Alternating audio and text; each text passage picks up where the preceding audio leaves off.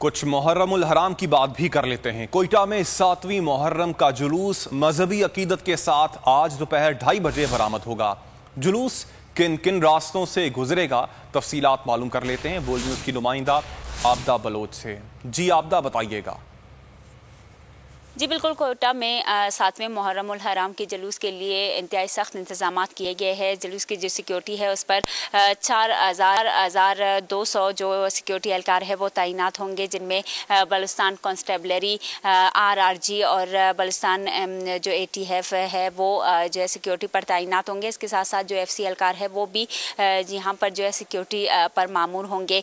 इसके साथ साथ अगर बात की जाए दाखिली और खारजी रास्तों की, तो सिक्योरिटी जो जुलूस के दाखिली और खारजी रास्ते हैं वो ट्रकें और खारदार तारे लगाकर सील कर दिया गया है।